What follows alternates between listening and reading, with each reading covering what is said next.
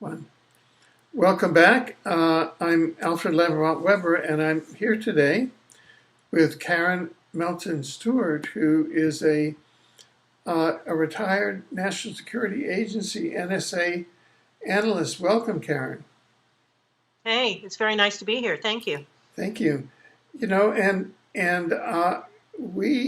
I recently came across and contacted you because you released an affidavit, and I'd like to read just a portion of the last paragraph in it. Fusion Center personnel have visited several neighbors here who appear to be involved in the continued contract issued by crooks within the NSA to harass, harm, and murder me to cover up their own crimes and give the fusion centers yet another innocent scapegoat to attack to justify their unjustifiable, parasitic, and anti-American existence. And your affidavit prior to that has a great deal of very specific information.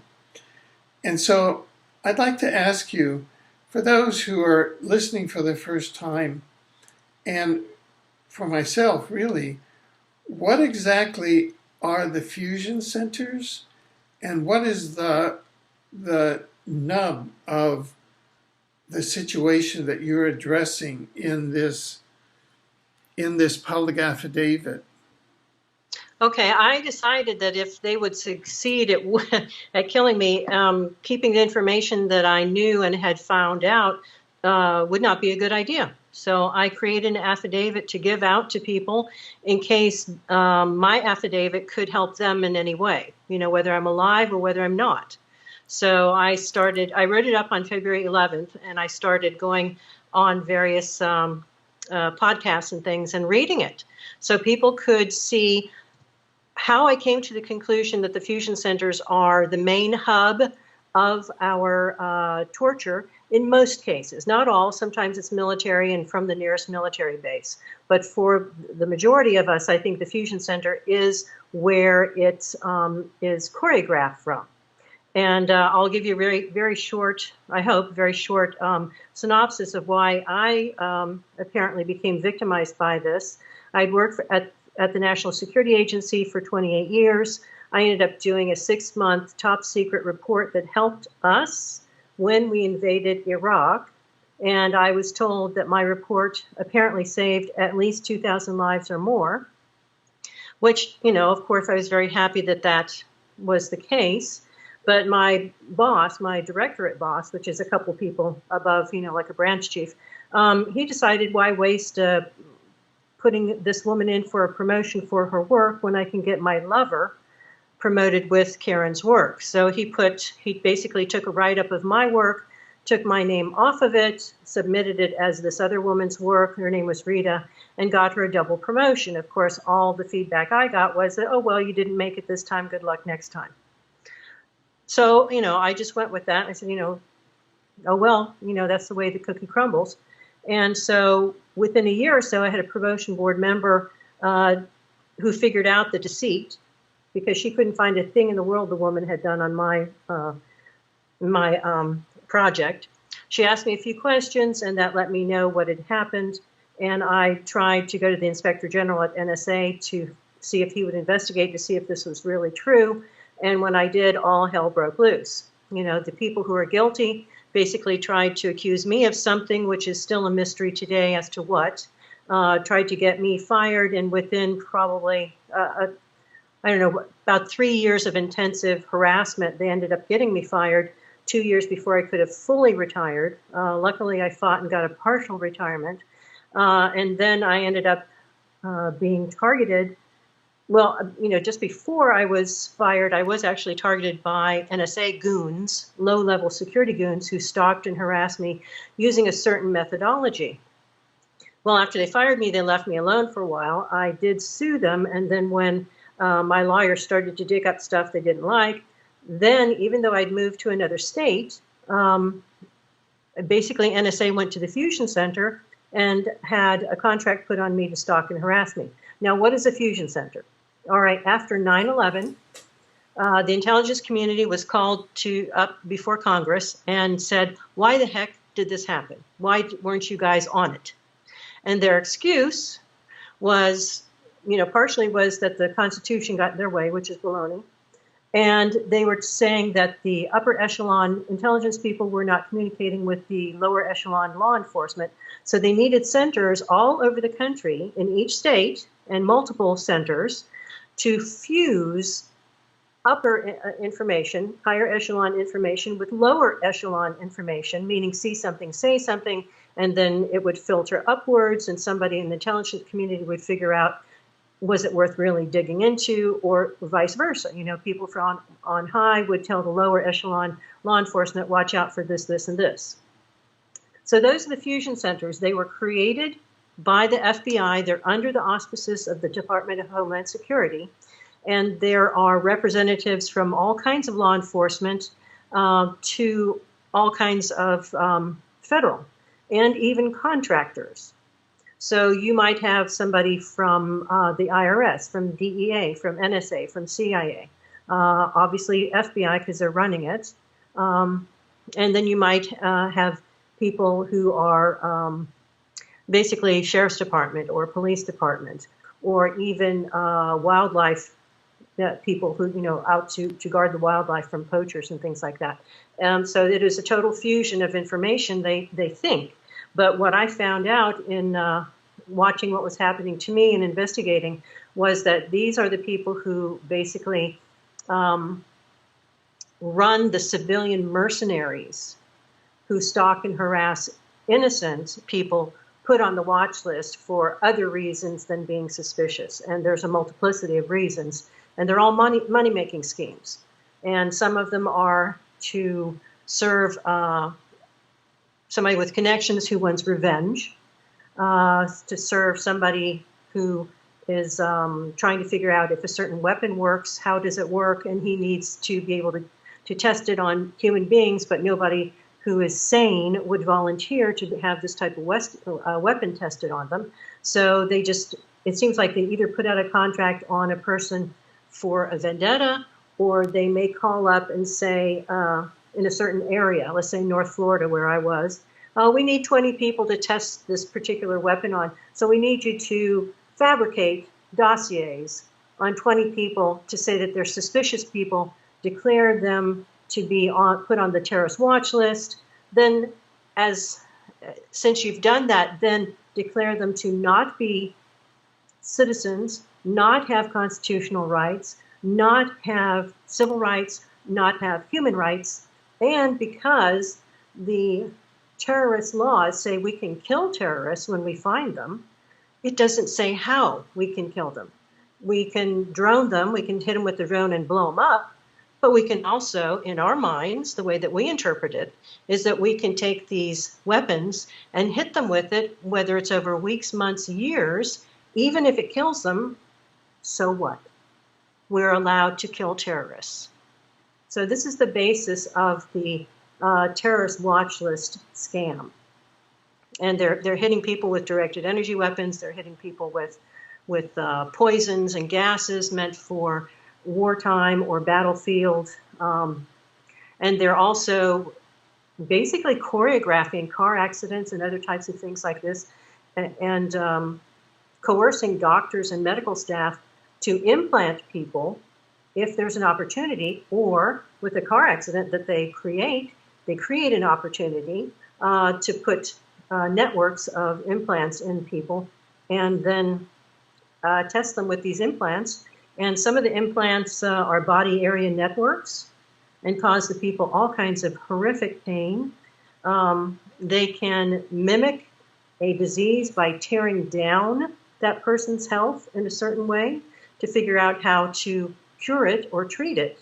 Now, I will say that with the biomedical laboratory or biomedical companies, if you're born healthy, it would appear that you're of no value to them. So they don't mind taking your life and destroying it so that they can figure out how to treat certain diseases and make a lot of money on the people born with that type of malady or who contract it somewhere along the way. So the terrorist watch list is a huge scam in that it just is a list of people that the police force and the sheriff's deputies and everybody in authority are told to butt out and let the federal government do what they want to them. So it's horrific. Yeah. Wow. Wow.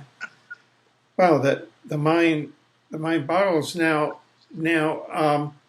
let me. I would like to ask you some questions from a particular standpoint, because I was not aware that the fusion centers grew out of the events of 9/11, September 11th, 2001.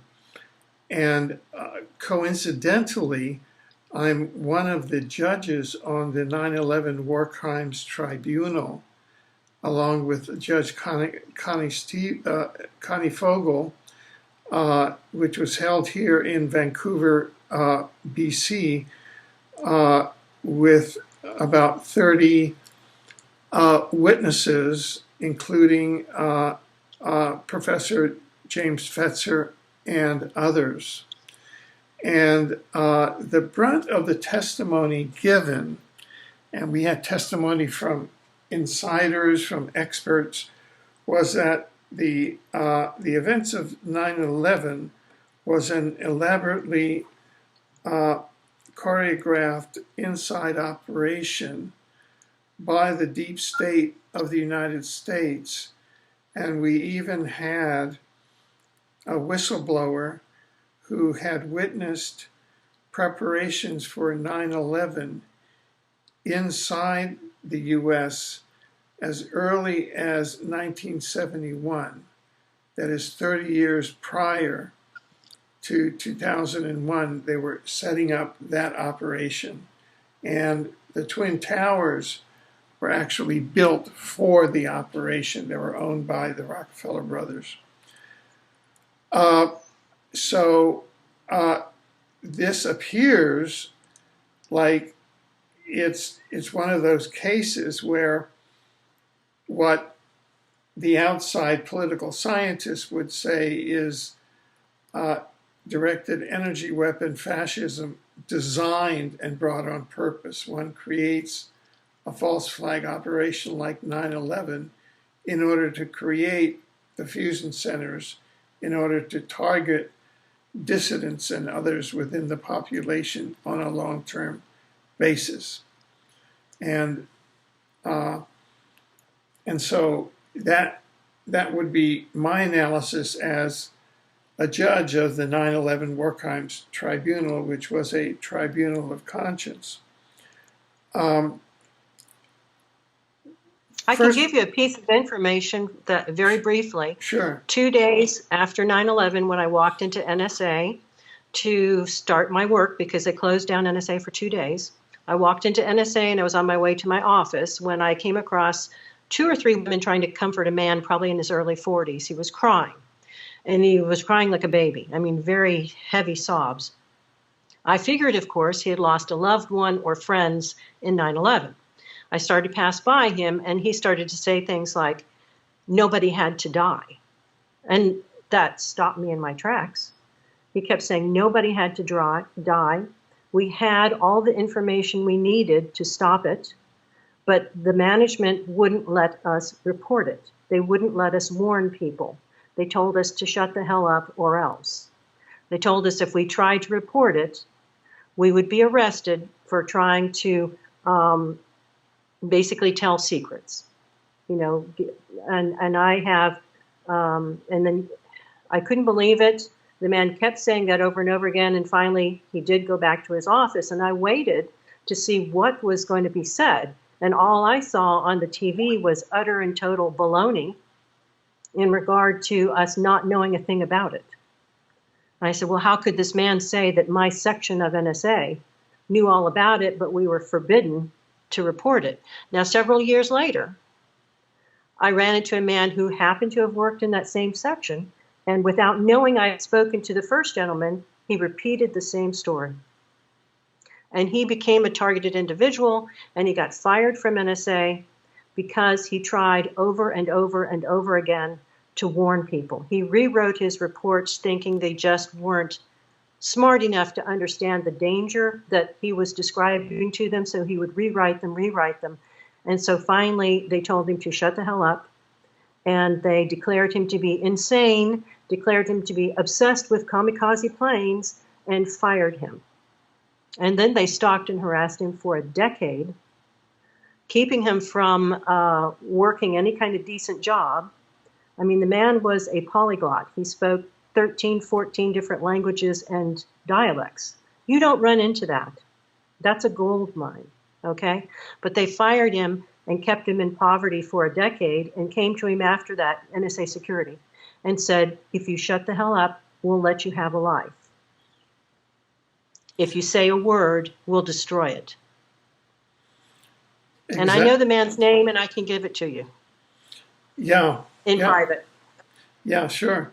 And that's entirely consistent with the testimony that we received at the 9/11 War Crimes Tribunal. And it seems to me that if the fusion centers, in fact, grew out of that paradigm, the fusion centers themselves are an institutionalization and a continuation of state of directed energy state terror, directed at the targeted population, the targeted civilian population, either be they government employees, be they members of the civilian population, be they members of the Fourth Estate, be they people that are considered to be political dissidents or social dissidents, whatever criteria they have for identifying people that are to be targeted by this new remote torture or directed weapons technology. Is that reasonable, do you think? Yeah, pretty much. I mean, you're looking at a lot of random people. Why are you looking at a lot of random people? Well, because they need subjects to test the weapons on, and they don't care who it is. They may say, hey, we need 20% Hispanics, 10% Oriental, give us 40% Caucasians, blah, blah, blah. They don't care. They just want something made up about someone to throw them on the watch list so that they can fulfill their quota. Now, when you have a lot of random people, you can then take dissidents, human rights activists, animal rights activists, whistleblowers, and then you can sprinkle them among all these random people. And then when somebody says, hey, I was put on this watch list because I'm a whistleblower, and then they look at other people saying, well, how come all these other people are saying that they were put on the watch list wrongfully, illegally, and this guy's a bus driver, that guy's a teacher, so your story doesn't hold water, because why are they targeting, supposedly targeting all these random people? So, we don't believe that as being valid. So they just sprinkle these people with really inconvenient people and get rid of them. Now, so you're cognizant of the NSA, and you've been at the receiving end of the fusion centers.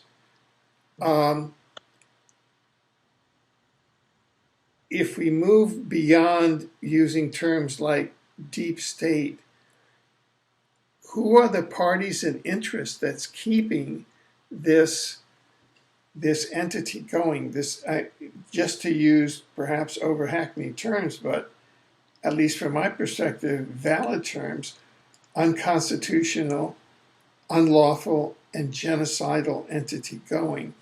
Who are they that they can keep going? Well, first and foremost, they will take an order. They will put a hit on anybody that someone from a federal agency says is inconvenient. I spoke to a woman who worked for the IRS, and she found some things going on there that were not ethical and perhaps were illegal. And she tried to get that corrected, and her boss reported her as a terrorist. So instead of taking care of the problem, he got rid of the complainer. So any federal agency can do that to any of their employees. Plus, you do have contractors that are very deeply involved in this as well. Many are perpetrators, but they also are the ones, let's say so-and-so has a brand new directed energy device, or so-and-so has a new poison. He wants to see if it works only on redheads because he's designed it only for redheads. So then he puts an order into a particular fusion center and says, I need you to basically declare 100 redheads to be terrorists so I can hit them with this gas and see what the heck it does. How quickly does it disable them? How quickly does it kill them? How does it kill them? Does it affect anybody near them who's not redheaded? This is rather outrageous, but you get what I'm saying. Yeah. Now, just to be clear, is that a hypothetical example that you're making up with the redhead right now? Yes. Yes. Oh, okay. I didn't know if that was. Okay. Yes, that's hypothetical based on the fact that I have been told by certain victims that it appears that their DNA has been targeted because they've been hit with poisons in a setting where there are many people and almost no one is affected. But one woman has told me that in her lifetime of being hit with poisons and gases, she's actually had people who were genetically similar die. Right. When she almost died. Right. So what would be a non-hypothetical example, a real example of that? What would be the class? Just so that people can get an idea of what these fusion centers are doing. Well, is it like, was it ethnic, or was it gender, or what was it? Ethnicity is what I'm thinking about, having spoken to many people. There are people who have related to me that people around them were not affected except if they were family. So that was a particular strain of DNA for that particular family. There's a gentleman that who related to me. He had been I think he was an administrator at a high school, and this was in the Deep South, and he had noticed decades ago, that in order to circumvent the order to basically allow blacks and whites in the same classroom, what his school was doing was declaring anybody who wasn't Caucasian to be mentally unfit, to be retarded, and they were resegregating the schools by using false accusations that these non-Caucasian children were retarded. So he was hit with poisons and gases, and he relates to me that he would get in his car and get deathly ill when his wife seated next to him would be perfectly fine. So that was DNA-specific poison they were using on him. Now, are there no oversights over the fusion centers? Are they just operating like a law unto themselves? Well, I've seen articles about the fact that the fusion centers have been absolutely, totally not forthcoming with how they're spending the money. Now, if you are a fusion center and you say, we have 100 people in this town that are suspicious and they might be dangerous, you're going to get a lot less money than a fusion center that says we have about 10,000 people in this town that are suspicious and we need money to keep up with them. So they're making money. The more people they dump on the watch list, and nobody is looking at why. In 2013, President Obama said, we're going to drop the probable cause. We don't even have to have probable cause to put somebody on the terrorist watch list. It's just going to be basically, and he didn't say this, but I'm interpreting it as a wink and a nod. All you had to have was 2 or 3 people repeat the same story. And of course, the person who's being accused of whatever doesn't have the right to confront his accuser or know what his accuser is saying about him. Now, in the FISA court, you might go up and say, okay, I'm FBI, and I think Bill Jones is a terrorist because he speaks to people in Iran, 10 times a week. And so the judge says, oh, okay, that sounds suspicious, so we'll give you a warrant, But what the FBI is supposed to do, since Bill Jones is not going to know that he's being accused, they're supposed to give information that might mitigate what's going on there. Let's say Bill Jones, he sells Iranian or Persian carpets for a living. Well, maybe he would be on the phone 10 times with somebody in Iran talking about rugs. But the FBI is supposed to tell the judges that. But they have been caught very often not giving the judges the mitigating circumstances for why they're insisting that that person be put on the terrorist watch list. So that is their duty, but they're not doing it. And there's several articles that have said they're not doing it. So that the fusion centers and the FBI as oversight agencies have essentially morphed into perpetrator agencies. Oh, they absolutely are. Absolutely. I mean, what I call them is Trojan horses, because through this fake and fraud terrorist watch list, they're getting rid of anyone who is patriotic. If you're a constitutionalist, you're out of here, because that goes against what they want to bring forth, which is a new world order socialist state. And George Soros in 2010 was quoted as saying that in order for the new world order, one world government to succeed, the United States was the last impediment, and the United States had to be brought down. And those were his words. Well, now, you just used several buzzwords that appear in the electoral political dialogue in the United States. Words like socialist, okay? One could say that a candidate like Bernie Sanders is really a social democrat and not really a socialist, strictly. What is the connection in your mind between this deep state, New World Order infiltration in the fusion centers and the political parties in the United States? Is there a connection there, or there seem to be so many movements in the U.S. that are directed toward an analysis of the United States in a dire position? Antifa, the right-wing version of Antifa, whatever that is,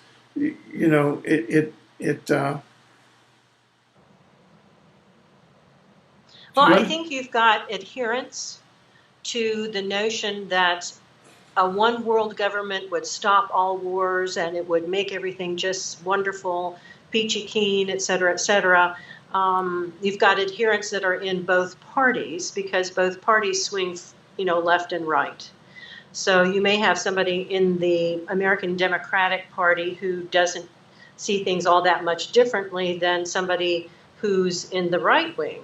They may be much closer than you think. And I don't know, when you get to the extremes of both right and left, to me, it's almost as if you are approaching the ideology from, if you look at a clock and you say that fascism on a clock would be 11:29, and then Marxist socialism would be 11:32, they're not that far apart anymore because they've gone so far to the extreme.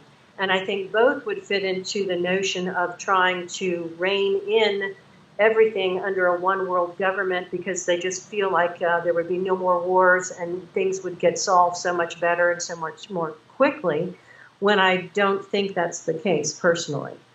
So I think some of this fascism and Marxism, they're kind of morphing into, in my opinion, a similar monster. You know, basically it just wants to take away your rights, and liberty is an obscene word. I mean, in communist China, the word I understand for liberty actually translates to chaos. So that's their take on liberty. So when the Chinese hear us talking about freedom and liberty, they hear us saying chaos. And in their society, of course, that doesn't translate well at all, because with that number of people, you have to have strict control, or things get out of hand very quickly. You know, you don't get the food that you need for that number of people. You get strife and things that can get out of hand very quickly. So it's a matter of perspective. Right, right. Now, it seems if this came out of the 9/11 false flag operation, it seems that there were many deep structural institutions behind 9/11 that we found that go back to institutions like the Bilderbergers, the Rothschild, Rockefeller complex, all of those institutions that were leading toward a new world order, and that 9/11 was, its purpose was to accelerate the war on terror and to bring the war on terror home and bring an atmosphere of the new world order to the United States, I guess through the Fusion Center, by breaking down a democratic lifestyle in the United States by permitting this targeting, this paragovernmental targeting against individuals. Is that what you see, or something like that? The whole thing is so orchestrated. I mean, for the longest time, the United States was pretty much safe, because look at the Atlantic Ocean, the Pacific Ocean. Any enemy coming to conquer us, we'd know about it right away, and it would take them forever to get here. You know, it's incredible to me that we basically went over to the Middle East, stirred up trouble, and then said, "Oh, those people hate us," and we're surprised. And then the supposed attack, you know, this attack supposedly by these people, and you know, they were saying, well, now, you know, it's proven, and these people hate us, and we've got to, you know, be strong. We've got to defend ourselves. And then what do? They import all these Muslims into the United States. Well, they're scapegoats. You know, so they're saying, oh, well, you know, there are all these Muslims all over the United States now. And so, you know, and then they say, and these people hate us, but don't be anti-Muslim, because that's not fair, because there's only, you know, a few of them who hate us. But we do need the fusion centers to make sure that you're safe now. I mean, it's all gibberish. It's all doublespeak, you know, and it's all a setup. And then they're saying, basically, you know, trust us. You just give us your liberty. Trust us. We're going to keep an eye on you. We're going to invade your privacy, but it's okay. It's all for your good, your own self-defense. And then, of course, you give more and more and more of your freedom away, so that you're not free. You're not free. And what did Benjamin Franklin, one of our founding fathers, said, that anyone who would give up a little bit of freedom for a little bit of security will get neither and deserve neither. And he was right. Right. So the U.S. seems to be now in the position of being the target of what many people have identified as the Kalergi plan, which you were just identifying, you know, where they have where the national security state itself created an event like 9/11 of synthetic terror, of state synthetic terror around a perceived Islamic invasion, which was false. And through those then invented laws like the Patriot Act, which have decimated the constitutional and civil liberties and civil rights order, and weaponized it through the fusion centers. I mean, the laws are clear, but nobody is standing up and saying, no, this isn't constitutional. I mean, I've harped on Marbury versus Madison Supreme Court decision that says no law that goes contrary to the Constitution is valid. And Shelby versus Norton, which came later as a Supreme Court decision, says that if you follow an invalid law, let's say somebody in your area passes a law that anybody wearing blue socks can be executed, and you go out and execute that person. Well, that is totally against the Constitution, and you are not protected by the fact that a law said you could execute them. You will be held responsible because that is life, liberty, and the pursuit of happiness, and you just murdered someone. So what we're in right now in the United States, and maybe in other countries too, is people are thinking we're in a post-constitutional era, and they are not standing up and saying, no, that's not constitutional, that's not legal, we won't do that. They're having people with fusion center badges and Homeland Security badges come and show them and say, I need you to go over to your neighbor's property at 3 in the morning and slit his tires because it's for God and country, and people are doing it. You know? Now, how does that relate to two things? How does that relate to the current federal administration under President Trump stating that he's for the Constitution and for constitutional government? How is it that is going to cease? Is the current presidency of Trump, is he in aid of the fusion centers or against them, or even aware of them?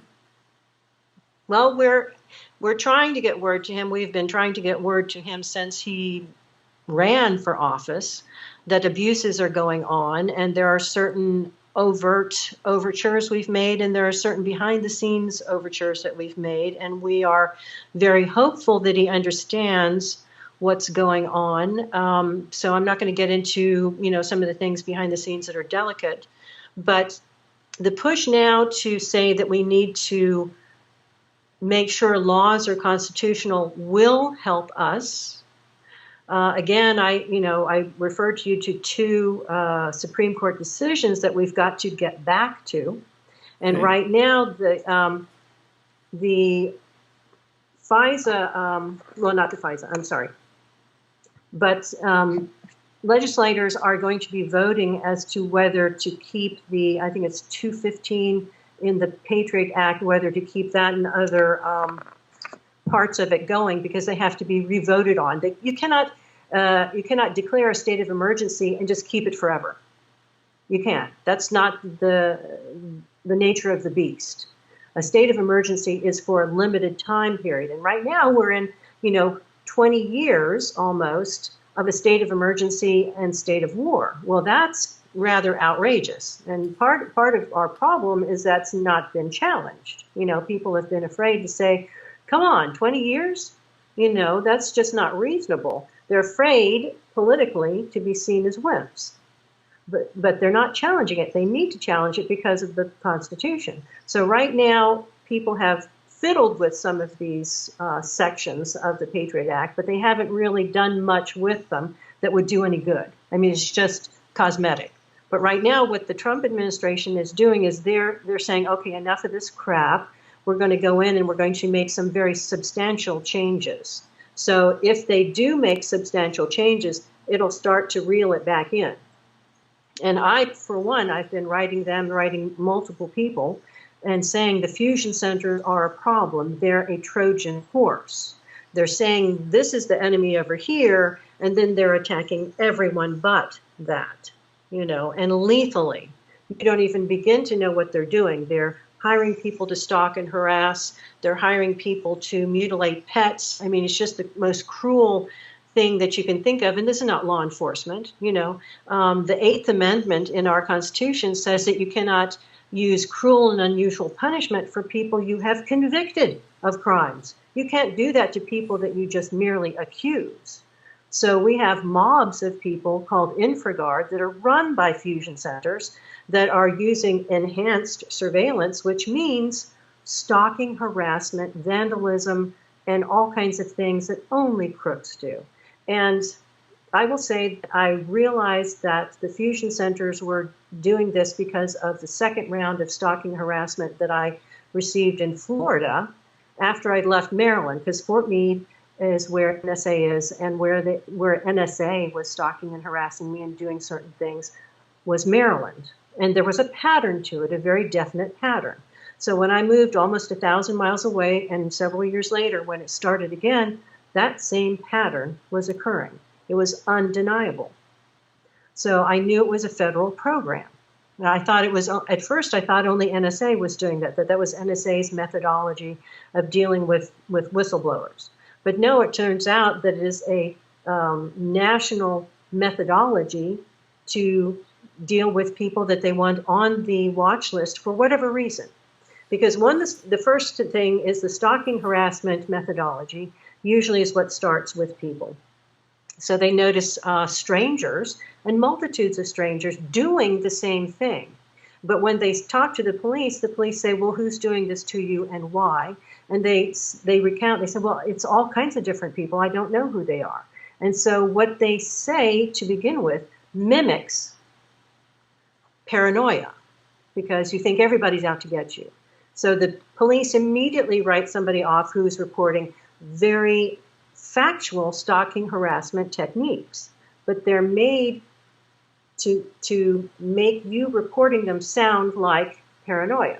So that when they start to hit you with gases, poisons, or electronic weapons, you've already been written off by the time you get the serious stuff that's damaging you and killing you.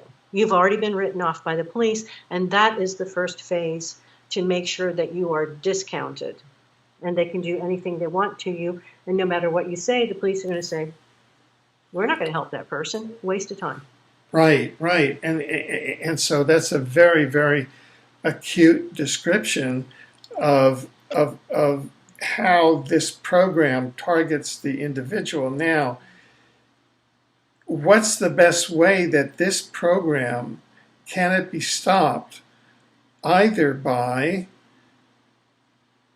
the courts, the Congress, or the executive in an election year? I mean, can you go to either side at the presidential level and make it a presidential issue?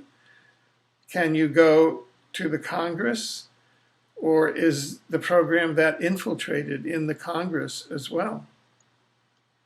Right now, we're seeing that the Republicans are more interested in the FISA abuse and the surveillance abuse than the Democrats, generally speaking. The people who are in the Democratic Party and the Republican Party who lean more for New World Order are less interested than those who are patriots and nationalists. So I have written to, I can't even tell you how many people I've written to. I've written to every governor in every state to alert them to the fact that the fusion centers are frauds. I've written to every attorney general in every state. I have written to all the senators, and I am in the process of sending a letter to each and every one of them. I've got it addressed. I've got a mountain of envelopes, and the letter basically is telling them, do not re-enable the Patriot Act because it's a fraud. So that is ready to send. And I've written to Trump. I have written to certain congressmen who have stood out as defending the Constitution and being extremely concerned about the FISA abuses. I've written to the Department of Justice, the director and the IG. I've written to the FBI director and the IG. I've written again to the National Security Agency. I've written to the director of the National Security Agency, the last two of them. One of them I sent a 27-page fax to make sure he got it and it wasn't intercepted, delineating not only what had happened to me, but broadening it into the national problem, and naming names and naming incidents and naming specific problems. So my approach has been to hit everybody I think cares or should care with letters. And I sign it Karen Melton Stewart, National Security Agency intelligence analyst, retired, so that it gets their attention. I mean, it's not more of a crime because it's hitting me because I had that job. I feel like it's my responsibility, though, since I signed up in the intelligence community, just like you would sign up in the Army or Navy to protect your country. So I'm using the job that I had as an in to get their attention and say, this is happening.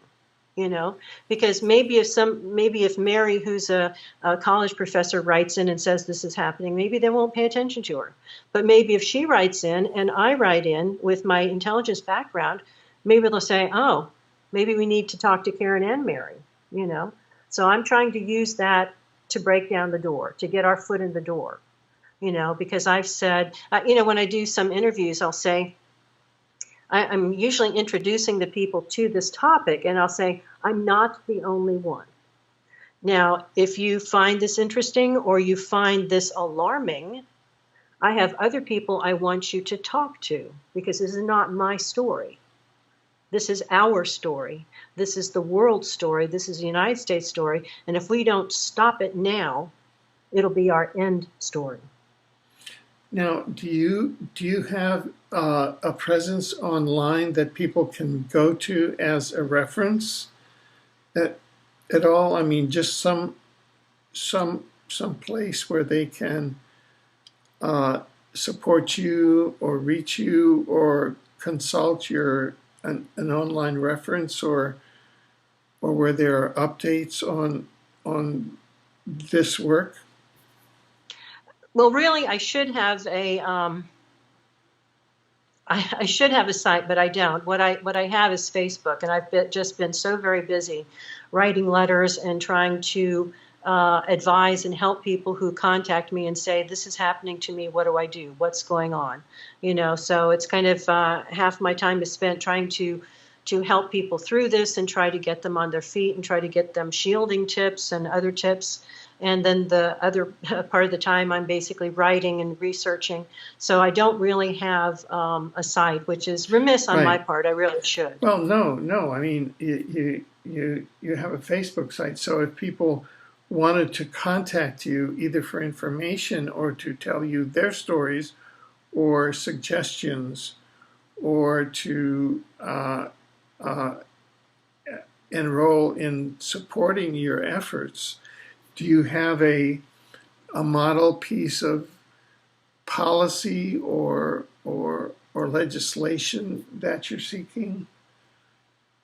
Well, right now, like I said, I am sending this letter that's time sensitive because they're going to be voting on re-upping the Patriot Act March 15th. So right now I've got all the envelopes stuffed, and I'm waiting to go get postage and send them off. And I am also trying to contact the brand new Director of National Intelligence through a second party to make sure that I've collected an entire envelope full of previous letters that I've written. I've written to the Congressional DO Caucus, the Congressional Directed Energy Weapons Caucus, to tell them that these weapons are being tested on your own citizens, your own innocent people, through the fraud watch list. I'm trying to alert them to the fact that they're being played for fools. They think this is all wonderful, great technology to protect the United States. No, it's being used to subjugate the United States. And if And if they don't have good imaginations, then let me tell them that it could very well be, if you ignore this and say, that's not my problem, that someday somebody's going to come to you and say, we want you to vote yes on this legislation. If you don't, we're going to fry you. Now, is the party behind subjugating the United States the party that's attempting to bring the one world government and the new world order? Is that pretty much it? Or is it some other, is it Israel or Russia or China, or who is trying to subjugate the United States now, in your view? In my view, the New World Order would have come out of Europe, because that traditionally is where that idea has come from. And there are certain companies that are tendrils of that ideology. And a lot of techno companies and contractors and people like that are all for subjugating the world to their will. I mean, look at the terrorist watch list basically has been a boon to contractors, because now they have a never-ending war. As soon as they kill a number of people, the innocent people in their own homes, they can load more on the conveyor belt of destruction. And then they have a never-ending supply of quote-unquote terrorists and a never-ending hand in the pocket of government for billions of dollars, if not more, to fund the murder of perfectly innocent people as terrorists. It is a scam. Well, then why not develop a piece of legislation to end the terrorist watch list? Well, like I said, I am writing to these people and telling them the whole thing is a scam. I have never written legislation, but I'm hoping for interest back, where I can maybe possibly make some suggestions and have experts who do write legislation tell me how it can be written to rein this in. I mean, like I said, right now, the Trump administration has looked at some of the feeble attempts to correct the situation, and they know that it's much worse than some of these senators and congressmen are making it out to be. So they know that these little feeble tweaks, basically, tweak it here and tweak it there, they know that's not going to do it. So right now they're supposedly writing something much stronger.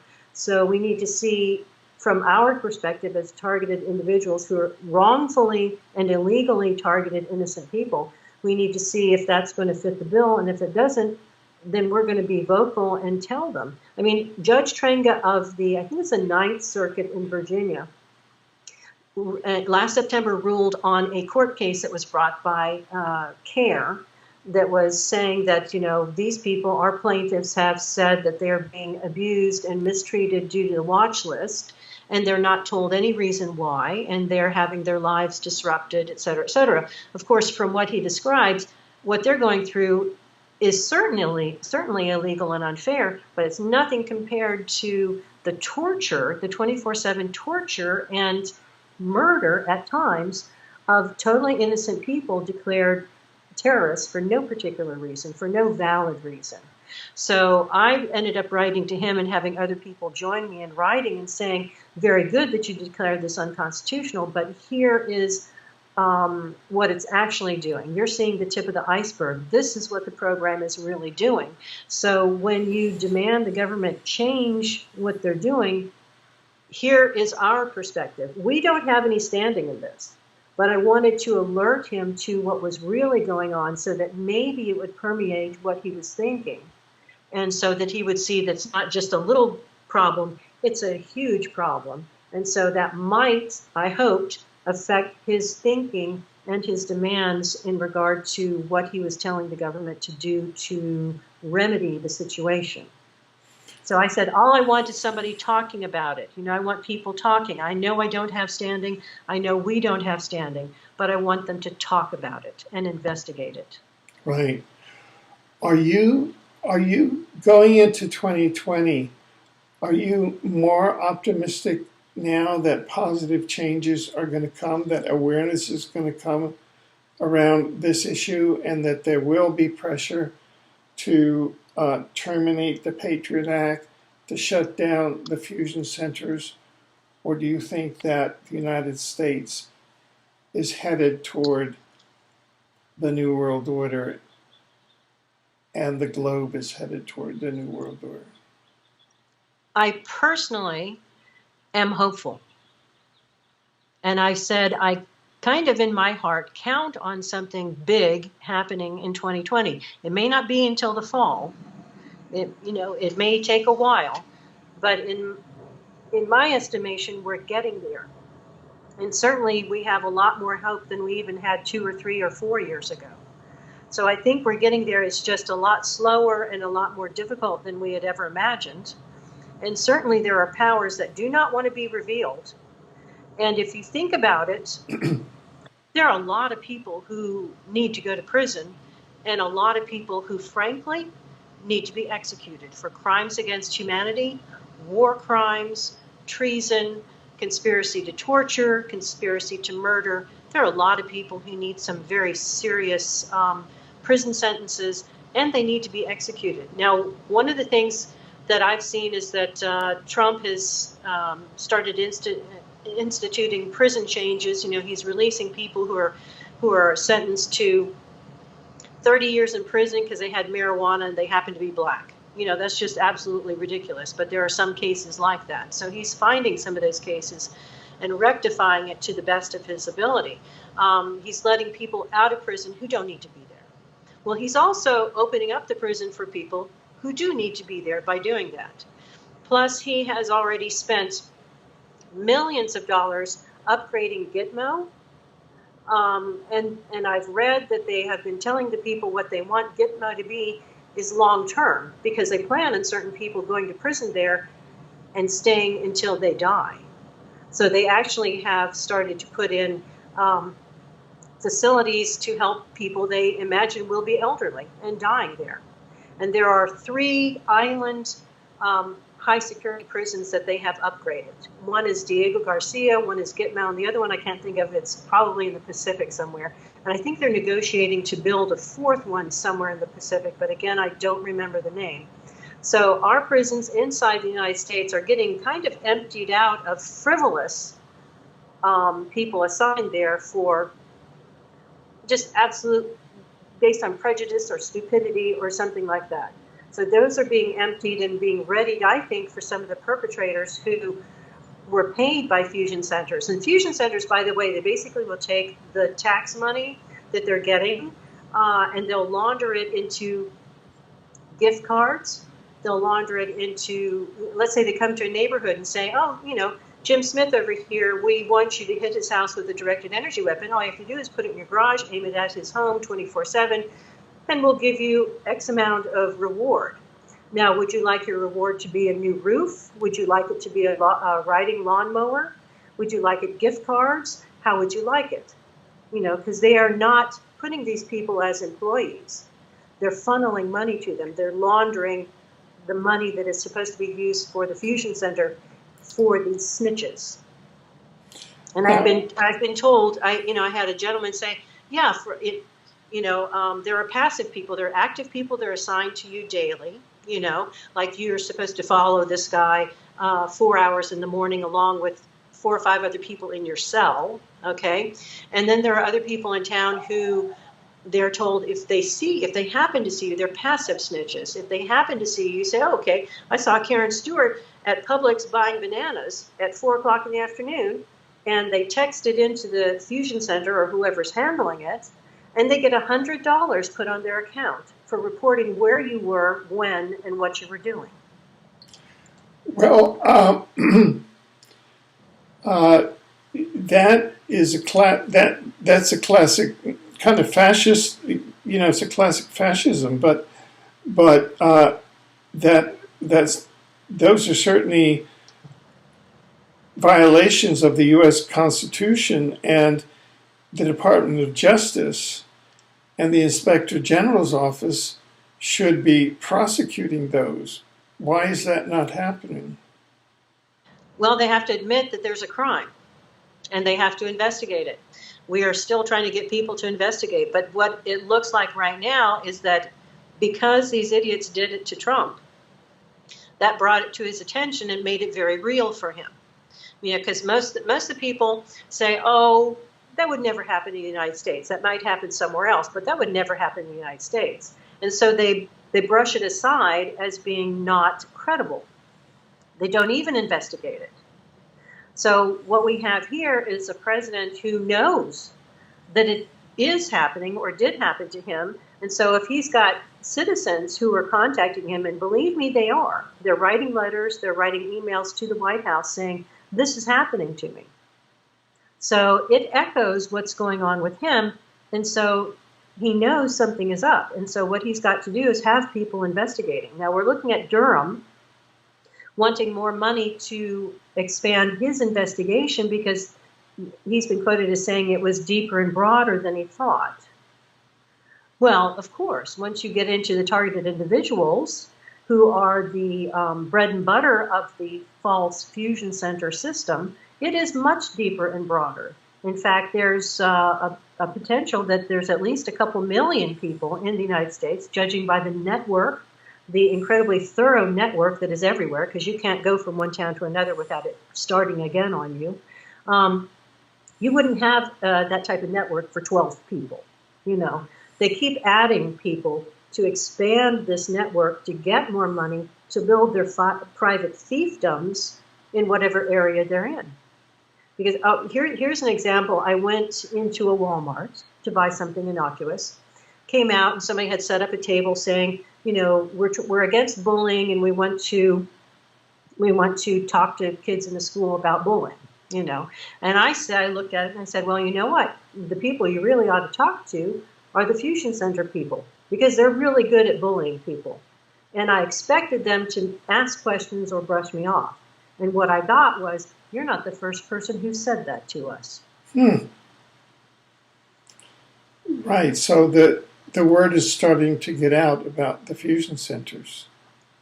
Well, what they're doing is saying, I don't like your shutter colors, so if you don't change them, I'm gonna make sure my people get on you. They are bullies. They are little fascist Nazis, and apparently they're known as that in their own neighborhoods because they're using their power and their knowledge that they're accountable to nobody to bully their neighbors and other people. So it truly is absolutely out of hand. I mean, it's striking me as Nazi Germany, Right. And so it would seem that either there's a citizen movement against them, or some place where citizens can go to report, or there's some champion either in the legislative branch, the Congress, or in the administration, or in the public sphere, some place, some organization, and I guess that you're working toward that end. Is that sort of a fair summary of it? Well, we don't really have a particular place to go with our complaints is the whole problem. Right. So I have encouraged people to write to their senators, their congressmen, the White House, and I've said, the White House has a form where you can fill out an email and send it. I said, use it. And use it daily if you have to. I said, put the names and addresses of the people who are infrared and the ones who are harming you. Put it right there. Send it in. So we are trying to get heard. Is there a particular agency that'll do anything for us? No, not yet. Not yet. Because you know what? They're scared too. Because this type of nonsense has infiltrated everything. In fact, I've heard from a secondhand party, not myself, but a secondhand party has told me that she has had doctors tell her, we know what's being done to you, but we can't record it as such or we'll be in trouble. Because she was getting hit with directed energy weapons and walking in with 2nd and 3rd degree burns. Right. So the executive does have to do something about it. By the executive, you mean it means the president or a legislative oversight, it does have to become a governmental issue. It has to trickle down because they have infiltrated everything and people are afraid to do their jobs. They're either in it with them and they believe that certain people need to be suppressed and shut up, or they're afraid. They're infiltrated and they know if I speak up about this, my career's over. My life may be over. So it does have to come from the top down. Now, a lot of people have said, well, I want to sue these people. I said, you know what? You're going to have no luck suing them until the administration investigates and starts to acknowledge this is going on, because no lawyer will take that, because he will be either bribed or threatened, and he'll either refuse your case or he'll throw your case, and all your money will be in the toilet. So it's got to be acknowledged from top down for it to stop. Right. So we're starting to come to the end of this particular segment. Is there anything that you had wanted to say that you haven't had a chance to bring up yet? Well, I would be more than happy to send you a copy of the affidavit in regard to how and why I say the fusion centers are behind this on the local level. And of course, you know that the FBI and the DHS are above the fusion centers as far as chain of command. So if anybody would like a copy of that, I will be glad to send it to you.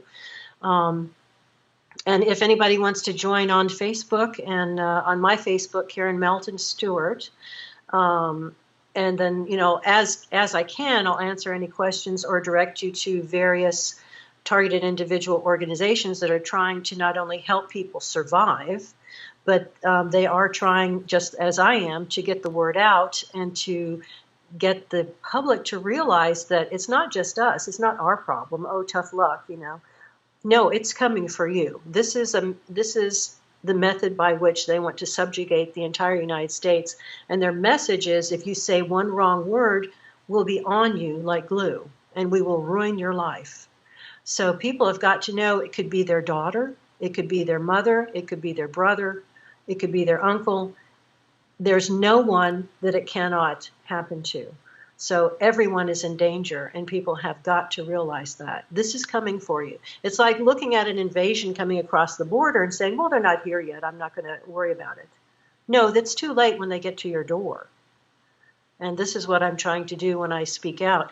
I've done, several podcasts. I've been very lucky in the last couple months to actually be on about 4 of them.